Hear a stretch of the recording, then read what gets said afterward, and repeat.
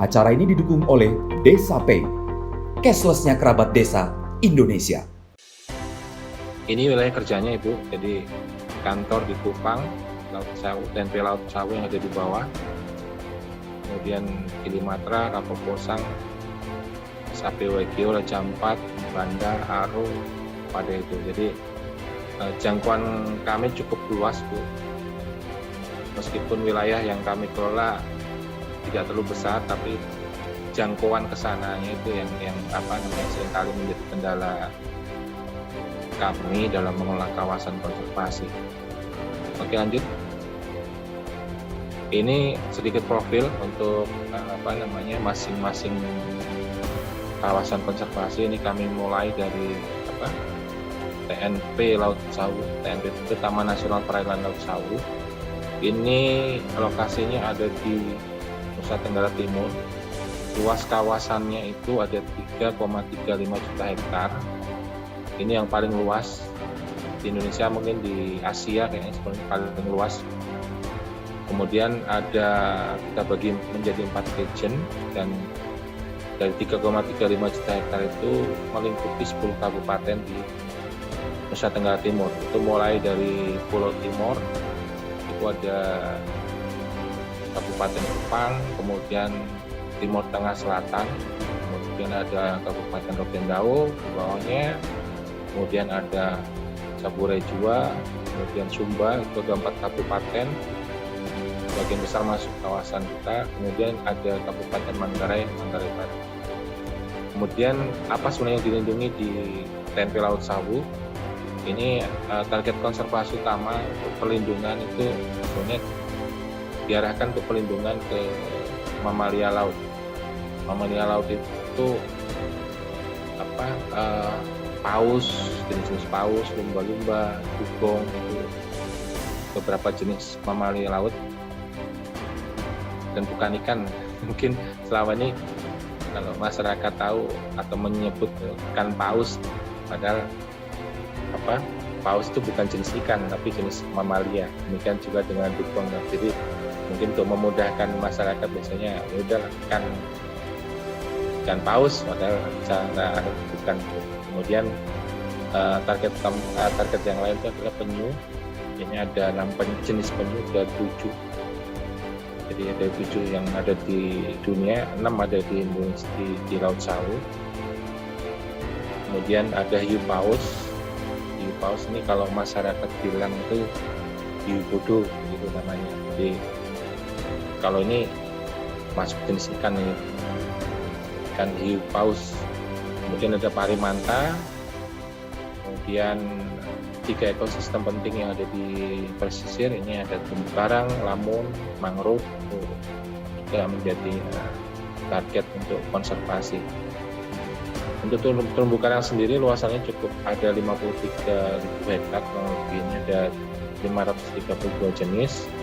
Kemudian lamun ada 5.551 hektar, ada 10 jenis yang ada di Laut Sawu. Kemudian untuk mangrove ada 71.046 hektar, dan di dalam ekosistem mangrove itu kita bisa temunya ada 15 jenis mangrove. Kemudian untuk aktivitas pemanfaatan itu sebagian besar untuk perikanan tangkap, jadi untuk nelayan gitu.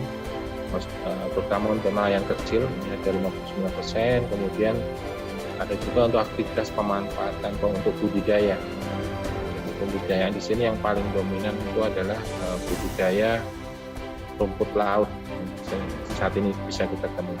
Tapi ada juga yang levelnya internasional itu ada budidaya mutiara. Kita bisa temukan juga yang dikelola oleh swasta di situ. Sudah cukup lama dan sekarang masih eksis di Laut Sawu. Oke, lanjut. Kemudian tuh Taman Wisata Perairan Gili-Mino Air Trawangan atau Gilimatra, ini yang berada di Lombok Utara. Ini luasnya 2.954 hektar. Jauh sekali kalau kita bandingkan dengan Laut Sawu tadi. Jadi di dalam kawasan ini ada 3 pulau, mungkin Bapak Ibu sekalian pernah mendengar Gili Trawangan, Gili Air, Gili Mino. Nah, itulah wilayah perairannya yang kami kelola. Kemudian untuk target konservasi yang utama di sini adalah penyu, kemudian ada juga mamalia laut dan terumbu karang, ekosistem ya. Ekosistem penting itu menjadi target semua kawasan, jadinya pasti tercantum di dalam target konservasi. Yang membedakan biasanya adalah target konservasi untuk jenis yang dilindungi, itu yang biasanya membedakan. Ini luas terumbu karang 696 hektar, ada 325 jenis. Ini di sini juga ada satu jenis yang cukup langka, namanya blue coral. Ini sudah sangat jarang sekali bisa kita temui.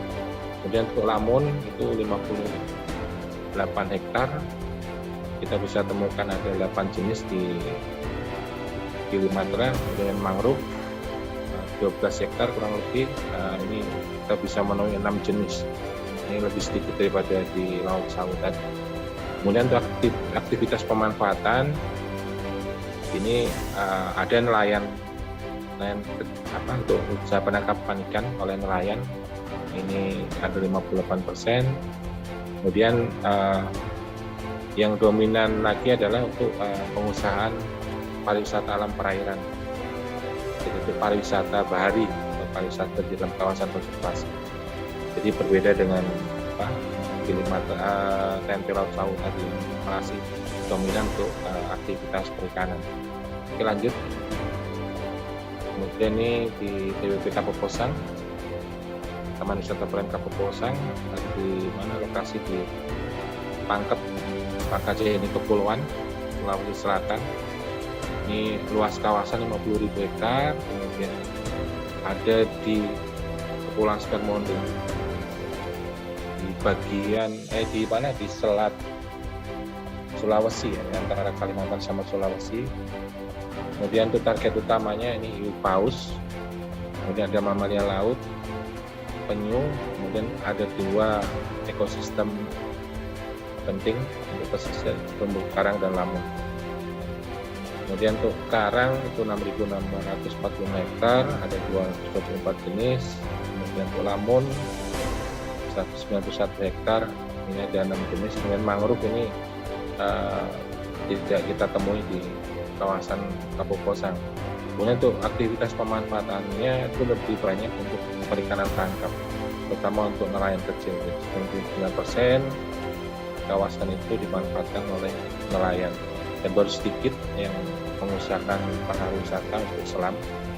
Jadi ke depan kita harapkan pariwisata ini bisa lebih berkembang dengan kita upayakan untuk penambahan aksesibilitas atau membuka aksesibilitas ke dalam kawasan. Oke, lanjut. Kemudian untuk TWP Laut Banda, ini Taman Wisata Pelayan Laut Banda, ini ada di Kecamatan Banda Neira, Maluku. Jadi luasnya 2.500 hektar, ini yang paling kecil dari 8 kawasan yang kami kelola. Yang target utamanya adalah mamalia laut, kemudian penyu, dan 2 ekosistem penting untuk pesisir, karang dan lamun. Ini 100% aktivitas pemanfaatan untuk aktivitas perikanan, nelayan. Jadi usaha penangkapan ikan itu banyak dilakukan di dalam kawasan. Ini untuk luas terumbu karang 343 hektar, ada 223 jenis. Kemudian lamun ada 111 hektar, ada 5 jenis, ini lebih sedikit daripada kawasan-kawasan sebelumnya. Oke, lanjut. Dan SAP Kepulauan Raja Ampat, ini ada di Kabupaten Raja Ampat di Provinsi Papua Barat.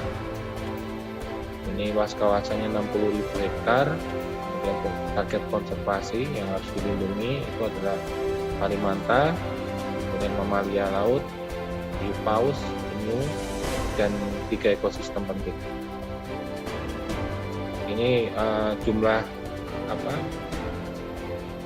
luasan karangnya 2.508 hektar, jenisnya ada 5 hektar. Jadi keragamannya cukup tinggi di sini untuk karangnya. Kemudian lamun ini 53,65 hektar, ini jenisnya 7 mangrove, ada 1.400 hektar kurang lebih. Kemudian ada 7 jenis tersebut, dan aktivitas masih sama dengan kapuk posang tadi, dominan untuk perikanan tangkap dan untuk nelayan kecil. Oke, lanjut. Kemudian untuk SAP Waigeo sebelah barat, suka alam perairan Waigeo sebelah barat ini lokasinya berdekatan dengan suka alam perairan Raja Ampat. Jadi kalau Bapak Ibu sekalian yang pernah mendengar Raja Ampat, ikoniknya itu ada di sini di SAP Waigeo sebelah barat. Memang cukup jauh, tapi saya pikir ya pas lah dengan apa yang kita keluarkan untuk menuju ke situ. Memang secara panorama keindahan alamnya sangat bagus sekali. Mungkin kalau Bu Agnes mau ke sana, tertarik ke sana. Saya pernah sekali, Pak. Kemana, Bu? Ke Raja Ampat. Di WC atau sampai ke? Nggak sampai Waigeo, nggak sampai ke sini sepertinya. Jadi memang ada satu kawasan konservasi daerah di situ, nama miniatur Wayak gitu. Memang harus sudah ada tangga, kemudian yaitu pulau-pulau karang sama-sama. Tapi kalau yang di Waigeo ini memang ikonnya ada di situ. Jadi memang harus berkunjung ke situ kalau. Ya, Pak. Jadi luasannya. Ajak Didian nanti. Jadi ini luasnya cukup luas juga, Bu. 271.600 meter. Kemudian target utamanya parit manta. Ini di dalam kawasan kan memang ada nursery ground-nya untuk tempat pembesarannya parit manta. Kemudian ada juga mamalia laut, penyu juga bisa kita temui. Kemudian 2 ekosistem penting juga kita bisa lihat di sini, ada terumbu karang dan mangrove. Ini keragaman karangnya juga cukup tinggi, ada 527 jenis. Dan mangrove juga ada 7 jenis. Kemudian aktivitas pemanfaatannya memang sebagian besar untuk perikanan tangkap, nelayan kecil. Jadi baru sedikit untuk pariwisata.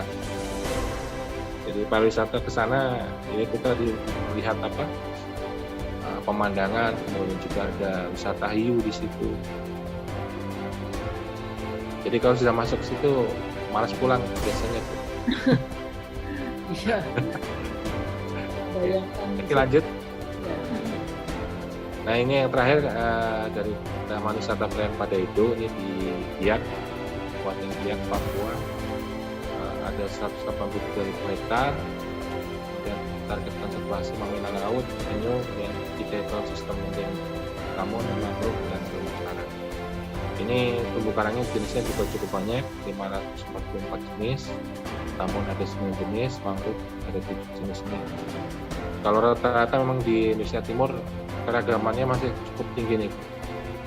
Jadi memang masih cukup terjaga, cocok kalau memang jadi kawasan konservasi yang dilindungi. Kemudian aktivitas pemanfaatan ini masih dominan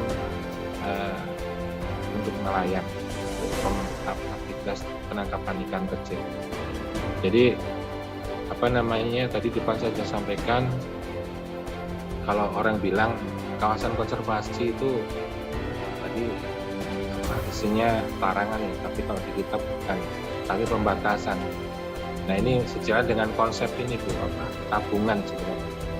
Jadi zona-zona inti yang ada di dalam kawasan itu kita harapkan menjadi sumber pasokan dari ikan, larva ikan. Jadi ketika ekosistemnya bagus, ekosistem karang, melamun, itu kita tahu tempat itu ada tempat pemijahan ikan, tempat rumahnya ikan. Kalau rumahnya ikan bagus, banyak ikan yang berkembang biak di situ, nah itu nanti akan jadi spill over. Larva-larva yang dihasilkan itu akan keluar dan menyebar, dan itu nantinya akan berkembang menjadi ikan. Jadi semakin lama nanti berkembang jadinya ikan. Nah, itu konsep. Jadi kawasan konservasi itu lebih pada konsep untuk tabungan masa depan bagi masyarakat. Oke, lanjut. Oh, ini masih ada satu lagi ketinggalan. Suaka Alam Perairan Aru Tenggara. Ini suaka alam luasnya 114 hektar. Ini ada di Kepulauan Aru di Provinsi Maluku. Ini punya target konservasi penyu, lamun, mangrove dan terumbu karang. Ini terumbu karang sedikit jenisnya, hanya bisa ditemukan 65 jenis. Lamun yang lebih banyak ini ada 11 jenis, dan mangrove ada 4 jenis. Dominan pemanfaatannya lebih banyak, memang 100% untuk kegiatan perikanan, terutama untuk perikanan tangkap kecil.